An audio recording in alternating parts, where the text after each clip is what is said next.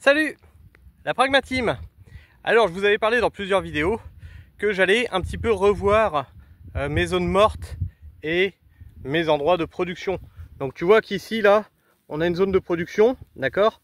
À côté on a la cuve à eau. Et donc ici ce que je vous avais dit, ça serait retravaillé pour accueillir des petits fruitiers. Bon bah c'est ce qui est chose faite. Maintenant on va attendre de mettre une bâche tissée par dessus et donc de planter ça au fur et à mesure des boutures. Ici, on est sur une baissière, tu vois ici là, tu as une baissière qui est là, donc il faut la refaire chaque année. Un petit rappel, je vous avais fait un short là-dessus, sur ce que la permaculture ne vous dit pas. Par exemple, que tes baissières, va falloir que tu les refasses chaque année parce que forcément l'eau, elle ravine avec des particules de terre, de sable, de limon, et elle rebouche ta baissière au fur et à mesure. Donc là, tu vois que tu as une baissière, donc qu'est-ce qui va se passer? C'est qu'ici, ça profite de l'eau. Donc là, tu vois qu'on a déjà enlevé toute la caillasse qu'il y avait, tu vois, il en reste là-bas. Toc. Donc là, parce qu'on avait fait un petit muret, une espèce de protection avec de la caillasse, tu vois ici. Donc tout ça, tu vois, c'est enlevé jusque là, tac, tac, tac. Maintenant, on va enlever cette bâche tissée là. Cette bâche tissée qui est dedans, il y avait des fraisiers qui étaient plantés dedans. Pareil, on va repasser un coup de motobineuse ici.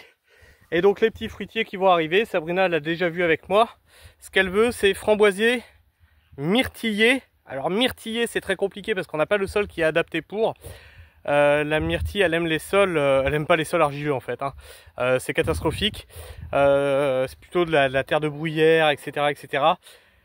Donc on va voir si on peut pas faire des ajouts, des apports pour que la myrtille se plaise sur notre terrain, sachant qu'on a quand même agradé notre sol. Et donc on va planter, voilà, ça va être des zones de production de petits fruits. Il y a la fraiseraie qui est en bas. Et rappelez-vous, on vous avait dit là-bas vigne le long de la haie. Pareil là-haut vigne. Et puis hop là, là-bas, hop là, chez le voisin, hop, vigne. Et en haut, je vous avais dit, on va virer les argousiers pour y planter de la vigne. Donc vous voyez, on arrive fin septembre, début octobre.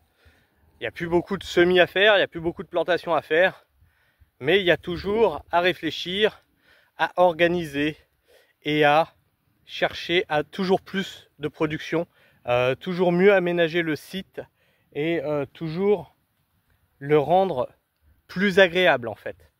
Je vous fais la bise, la Pragma-Team, prenez soin du sol et restez pragmatiques. Ciao.